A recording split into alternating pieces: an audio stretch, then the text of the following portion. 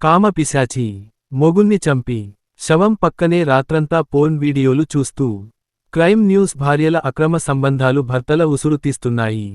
ఇతరులతో శారీరక సంబంధాలు పెట్టుకుని కట్టుకున్న భర్తను కాటికి పంపించడం ఆధునిక భార్యలకు చాలా చిన్న విషయానికి అయిపోయింది.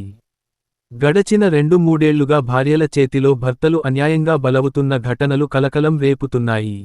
తాజాగా అలాంటి ఘటనే గుంటూరు జిల్లాలో చోటు చేసుకుంది. వివరాల్లోకి వెళితే గుంటూరు జిల్లా దుగ్గిరాల మండలం చిలువూరుకు చెందిన లోకం శివనాగరాజు ఉల్లిపాయల వ్యాపారం చేస్తున్నారు.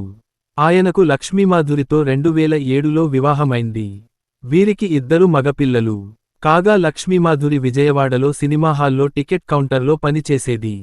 ఆ సమయంలో సత్తెనపల్లికి చెందిన గోపితో పరిచయం అయింది. అది వివాహేతర సంబంధానికి దారితీసింది. అయితే భర్త శివనాగరాజు చేస్తున్న ఉల్లిగడ్డల వ్యాపారం ఆమెకు నచ్చలేదు. నలుగురిలో నామోషీగా ఉందని భావించింది. దీంతో అతనితో ఉద్యోగం మాన్పించేసింది. తన ప్రియుడైన గోపి హైదరాబాద్లో కారు ట్రావెల్స్ నిర్వహిస్తుండడంతో భర్తను అక్కడికి ఉద్యోగానికి పంపింది. నాగరాజు హైదరాబాద్లో ఉంటే గోపితో లక్ష్మీ మాధురి ఎంజాయ్ చేస్తుండేది. కొంతకాలం తర్వాత శివనాగరాజు హైదరాబాద్లో ఉండలేక చిలువూరు వచ్చేశాడు. తిరిగి ఉల్లిగడ్డల వ్యాపారం చేయడం మొదలు పెట్టాడు. శివనాగరాజు ఎక్కువగా ఇంటివద్ద నుంచే వ్యాపారం చేస్తుండడంతో ప్రియుడితో సంబంధానికి అడ్డుగా మారింది. ఆ వ్యాపారం నచ్చలేదని భర్తతో గొడవ పడేది. దీంతో భార్యాభర్తల మధ్య వివాదాలు ఏర్పడ్డాయి. ఎలాగైనా భర్త శివనాగరాజు అడ్డు తప్పించుకోవాలని లక్ష్మీమాధురి భావించింది. ఈ నెల 18న రాత్రి లక్ష్మీమాధురి బిర్యానీ వండింది. భర్తకు పెట్టే బిర్యానీలో 20 నిద్రమాత్రలు పొడిగా చేసి కలిపింది. బిర్యానీ తిన్న నాగరాజు గాఢ నిద్రలోకి జారుకున్నాడు. అర్ధరాత్రి 11:30 సమయంలో ప్రియుడు గోపికి ఫోన్ చేసి పిలిపించింది.